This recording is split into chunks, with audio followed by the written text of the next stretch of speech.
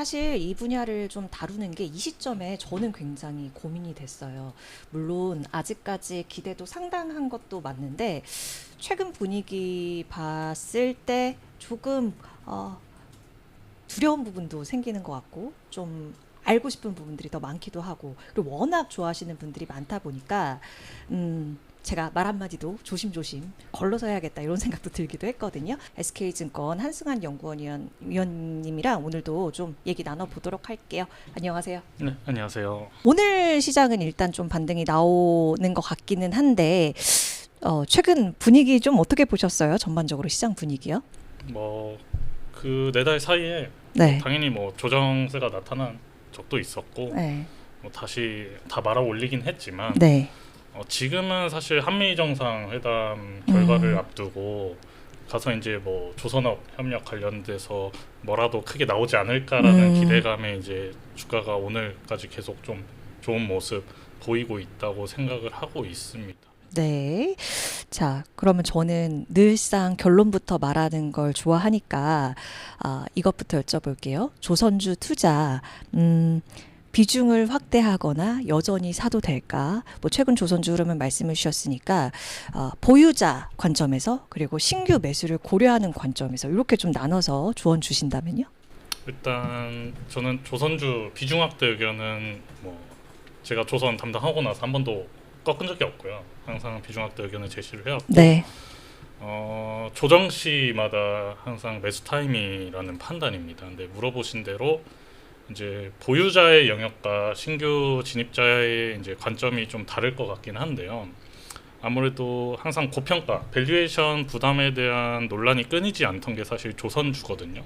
근데 사실 이거는 시클리컬 투자에 있어서 항상 상승 사이클에는 꼬리표처럼 달릴 수밖에 없는 챌린징이고 이거를 깨부수면서 실적으로 보여주면서 올라가는 게 사실 또 시클리컬 투자의 묘미거든요.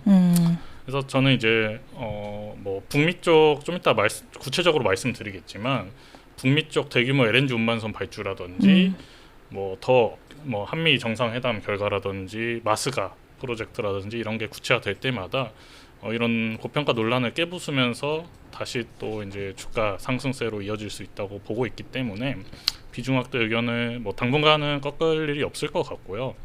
네. 보유자의 영역이시면은 사실 편하실 것 같아요. 그러니까 너무 이런 마스가 앞두고 무리하게 공격적으로 비중 확대를 더 늘리려고는 하실 필요는 없을 것 같고 노이즈가 낄 때마다 조정은 항상 있을 거거든요. 왜냐하면 시장 참여자들은 다 밸류에이션에 대한 부담을 느끼고 있기 때문에 차익 실현에 대한 욕구가 당연히 있을 거란 말이죠.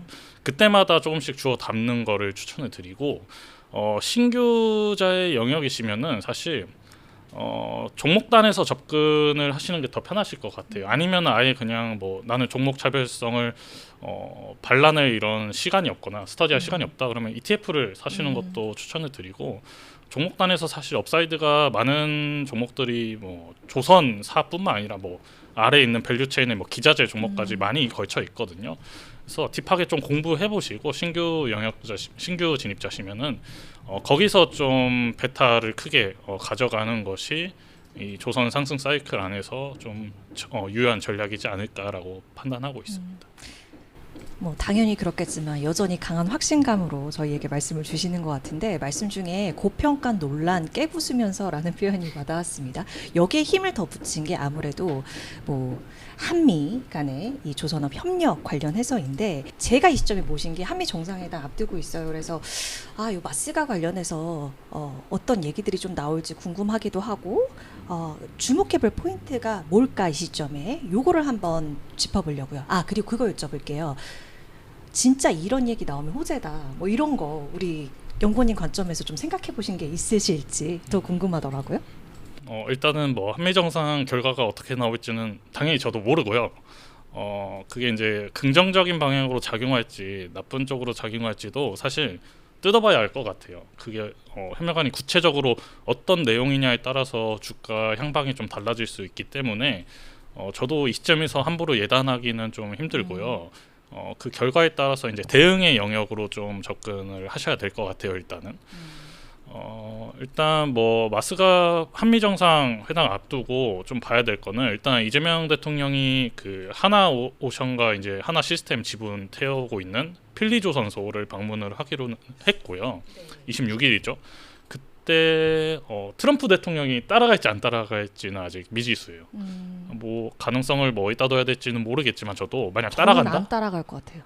저도 그쪽이 가능성이 좀 더 높아 보이긴 하는데 예. 만약에 혹여나 혹여나 따라간다 따라간다. 그러면은 이제 뭐 하나오션 주가 상승 모멘텀으로 작용할 가능성이 높고요. 일단 그거는 차치하고 어떤 결과가 나왔을 때 과연 호재로 작용할까를 보자면은 구체적인 협력안이 나와야 돼요. 그러니까 두루뭉실하게 대충 뭐 우리가 뻔히 아는 뭐 미국 내 조선업 투자 환영한다 뭐 이런 식으로 러프하게 나오면은 사실 세론이 나올 가능성이 높다고 보고요. 그게 아니라 구체적으로 어떤 기업이 뭐 어떤 뭐 미국 조선소를 더 인수를 하거나 아니면 투자 금액이 구체적으로 공개가 되거나 그 안에서의 이제 구체적으로 뭐 조선 다른 기자재 밸류 체인까지 수혜를 볼 수 있을 정도의 구체적인 안이 좀 결과가 나오면은 그때는 이제 종목단에서도 어떤 종목을 투자해야 할지가 좀 가시화가 될 거거든요.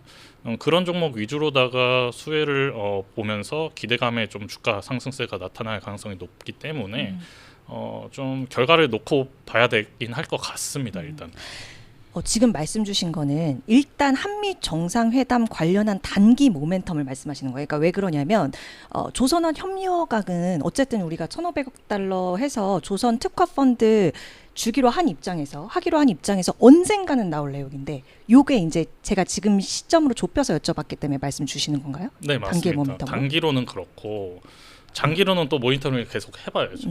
왜냐면 사실 1,500억 달러 규모라는 게 뭐 반개월 1년 하고 끝날 규모가 절대 아니거든요. 그러니까요. 이게 필리조선소 인수가 1억 달러인데 그렇게 따지면 1,500개. 그때 당시로는 그렇잖아요. 그렇죠. 지금은 많이 비싸지기. 그래서 사실 규모도 규모지만 조선업이라는 게 돈만 있다고 되는 산업은 아니에요. 왜냐면은 설비 투자한다고 다 되는 게 아니라 예. 인력이 사실 핵심이거든요. 인력. 그렇죠. 기자재 이제 서플라이 체인 확보도 마찬가지고.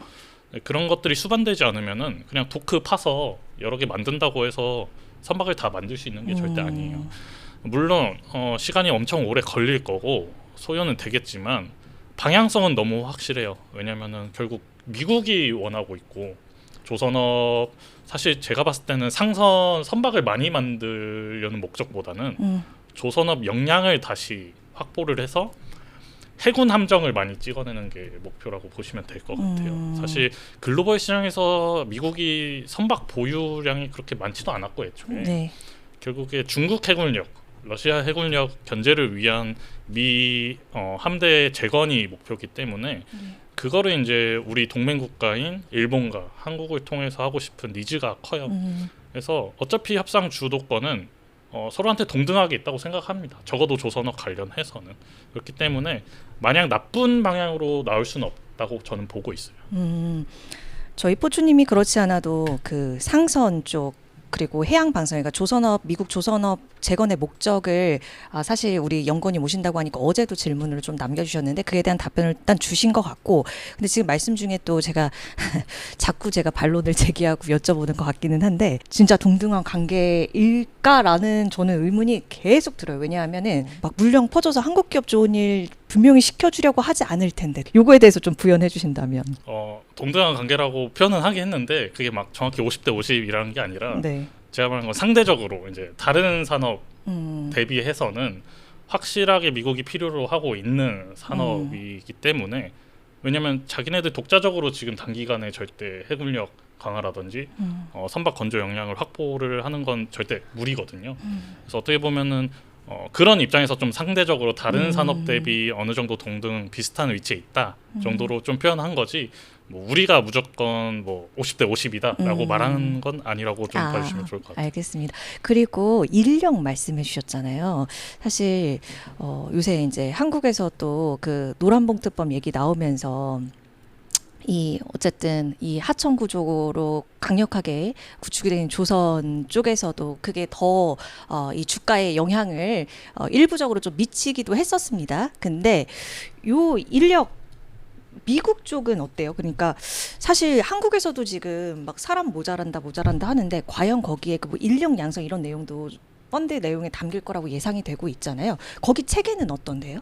뭐 임금 어, 체계라든지 이런 거를 좀 미국 쪽 그런 거 좀. 미국은 일단 네. 인력비가 일단 비싸고요. 당연히 그러니까요. 비싼 데다가 조선업 관련된 인력도 부족해요. 사실 음, 확대를 하려면은 결국 인력이 필수인데 그거 관련된 사실 보조금이라든지 세제 혜택 그리고 인력 양성 프로그램이 일단 관련된 내용이 이제 Ships for America Act라고 하는 미국 선박법을 저번에 발의를 했었거든요. 네. 4월 30일에 네. 그 내용 안에 다 담겨 있어요. 어, 그래서 그 법안이 만약에 나중에 승인이 된다고 하면은 관련된 이제 예산 편성을 해서 미국 내에서 미국 조선업 인력을 좀 확보하는데 큰 도움이 될 수 있도록 짜져 있거든요. 네. 그래서 아마 저는 개인적으로 그 법안이 승인될 가능성이 높다고 보고 왜냐하면 사실 이거는 여야가 갈리지 않는 초당적인 법안이거든요. 이거 발의한 분도 미국 그 민주당 상원 의원이세요. 공동 발의하긴 했지만 그래서 여야가 갈리지 않는 초당적인 법안이기 때문에 승인될 가능성 높고 관련돼서 인력 확보 무조건 단기간 내에 될 수는 없어요. 당연히 시간이 걸릴 수밖에 없지만 법안 관련된 법안 내용이라든지 세제 혜택, 뭐 보조금 그리고 예산 편성이라든지 이런 거는 방향성은 어느 정도 정해져 있다. 그러니까 너무 단기 투자에 이거를 끼어 붙이려고는 하지 마시고 조선업 투자는 중장기적으로 좀 바라볼 필요가 있다라고 생각하고 있습니다. 네. 법안이 뭐였죠? 이름? Ships for America Act라고 하는 미국 네네. 선박법을 아, 4월 30일에 네. 발의를 했었습니다. 미국 조선 쪽 진출하는데 발목 잡는 법안들 몇 개 막 얘기되는 그런 거 있었었잖아요. 네. 네. 그거랑 별개예요? 그거랑 별개고 네. 그 방금 말씀하신 거는 네. 이거의 상선과 함정을 구분 지을 필요가 있는데 예, 예. 그 해외 조선소에서 상선 건조가 금지되어 네. 있는 법이 존스법, 아, 그러니까 존스 액트라고 1920년도에 네. 제정된 법이고 네. 함정 건조가 해외 조선소에서 불가능한 법이 이제 반스톨레프슨 수정법입니다. 따로 구분지어서 보셔야 되고 아, 네. 이거에 대치되는 법안들이 사실 다 네. 발의가 이미 됐어요. 아, 그 존스법에 정확히 대치되는 법안이 뭐냐면 아메리카 워터스 오픈 액트라고 하는 오픈 아메리카스 워터 액트라고 하는 법안이 발의가 됐었고 네. 그리고 아까 반스톨레퍼슨 수정법에 대치되는 법안이 인슈어링 나발 레드니스 액트라고 하는 이제 미 해군 준비 태세 보장법도 발의가 됐었거든요. 그래서 둘 다 상하원에 이미 발의가 됐기 때문에 양방으로 속도는 기대해도 좋을 것 같아요.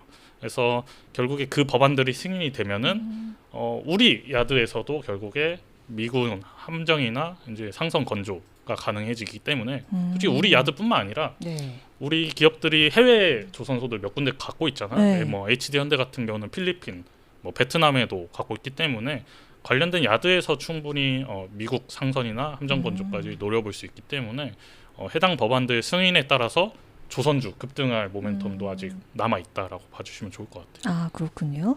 지금 필리핀 잠깐 언급 주셨는데 그 필리핀 쪽에서 수빅조선소 요거 미 해군 함정 건조 허브로 원한다. 요거 현대 쪽이랑 어떻게 연관돼 있는 거죠? 자세히 설명 일단은 좀 부탁드려요. 네.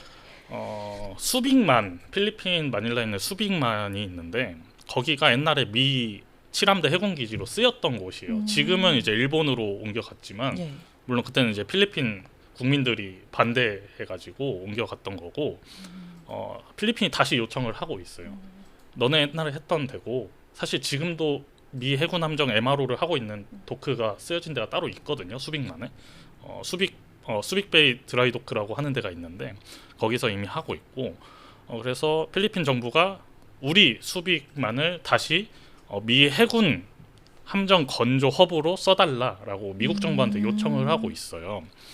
근데 주미 필리핀 대사분께서 인터뷰하신 내용이 있는데 뭐냐면은 수빅 아길라 조선소라고 또 수빅만에 또 다른 조선소가 있거든요. 거기를 이제 현대가 임차해서 쓰고 있는데 거기 그 조선소를 미 해군 함정 건조 조선소로 쓰자는 내용을 사실 이미 옛날 과거에 미국 펜타곤하고 회의를 통해서 한번 언급한 적이 있다고 밝혔거든요. 그러니까 이게 허무맹랑한 네. 소리가 아니라 네. 이미 미국과 어느 정도 얘기를 해본 건이다라고 봐주시면 좋을 것 같고, 네.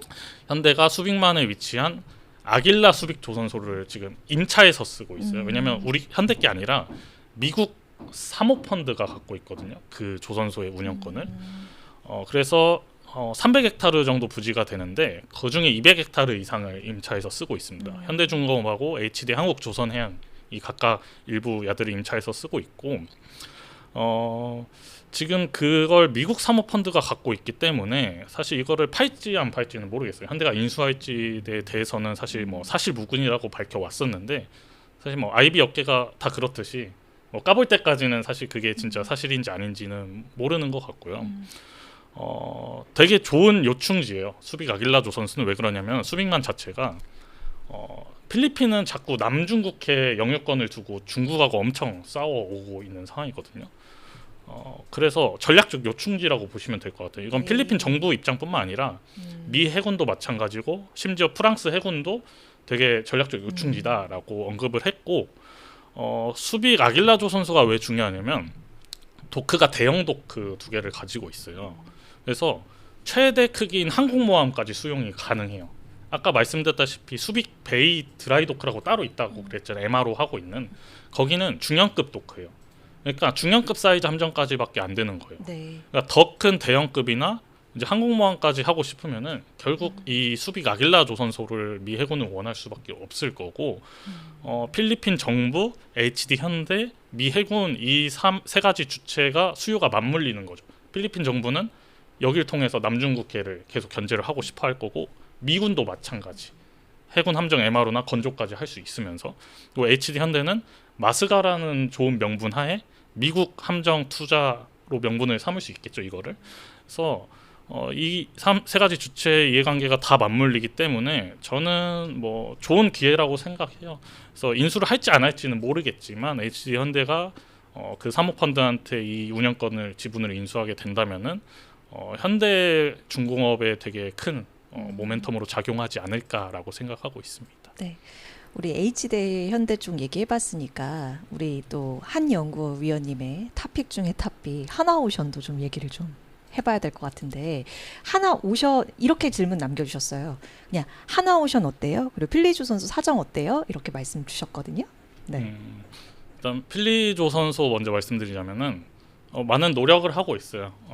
계속해서 이제 상선 건조 캐파를 확대를 하고 있고, 미국 상선이나 함정 건조를 위한 좀 움직임이 계속 강화되고 있고, 관련된 미국 인력 양성이라든지 계속 이런 거를 확대하고 있는 추세인데, 이제 워낙 좀 망가져 있던 조선소다 보니까 그거에 대해서 뭐 충당금을 설정을 하거나 이런 노력 뭐 그런 고난이 좀 겪고 있는 추세다. 그리고 더군다나 최근에 이제 미국이 중국에 대해서 철강 관세 50%를 때려버리면서 강제가에 대한 부담을 안을 수밖에 없는 상황이긴 한데, 방향성은 뭐 정해져 있기 때문에 시간이 좀 걸릴 뿐이지, 아까 말씀드린 뭐 Ships for America 액트 법안 승인이라든지 이런 걸 통해서 보조금이나 세제 혜택, 인력 양성 프로그램을 지원받을 수 있기 때문에 관련돼서 모멘텀은 아직 크게 받을 가능성이 남아 있다라고 봐주시면 좋을 것 같고, 아무래도 이제 하나오션을 바라보자면은